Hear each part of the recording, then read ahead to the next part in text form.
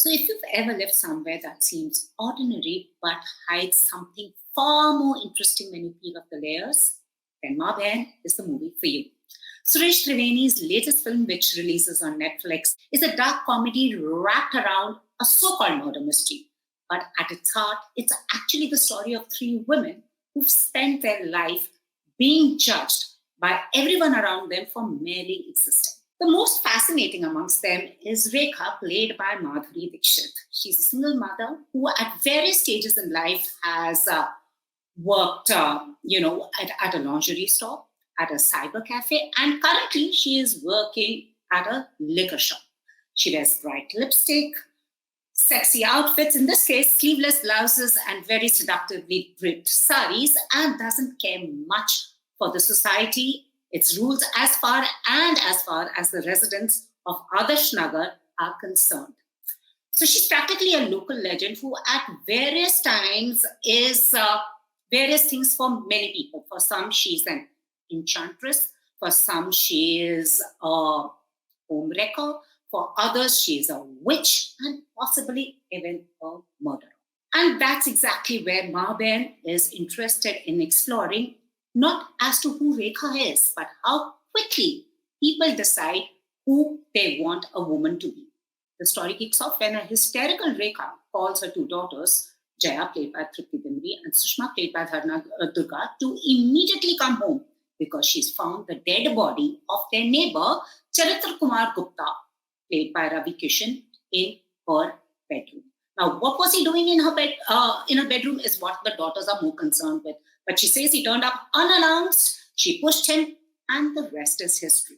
So Jaya is in a tiresome marriage where she's tending to the needs of her husband, her three brother-in-laws, and her demanding father-in-law, and she is desperate for a IVF treatment. On the other hand, Sushma has had a scandal that's preceded her, and she's a content creator who's chasing virality and currently is on a live stream with the hashtag Jiju Knows Best. So together, these three women find themselves in a strange circumstance where they want to basically hide the body and basically run out scot-free. One of the film's smartest ideas is to use the sensationalist crime show called Kalbali as its narrator. The device is clever because through that, Triveni takes aim at our obsession with gossip, with scandal, and moral judgment. So long before these women get a chance to tell their story, the neighborhood has already decided what it wants each one of them to be. So everybody in Adarsh Nagar has had an opinion about these women. So of course, Rekha was this young bride who came home married to an ordinary ticket collector, but used to eye the other men around. And the prime focus of her desire being Charitra Kumar Gupta. Jaya is being judged for marrying her best friend's fiancé, while, as we know, Sushma is the one who went about corrupting men in the neighborhood.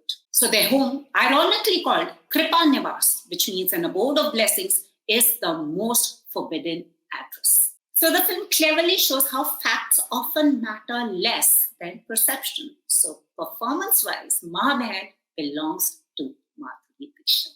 It is one of her most uninhibited performances in recent years. She's funny, she's vulnerable, and she's also touching at various moments. And Madhuri Dixit gets every note right.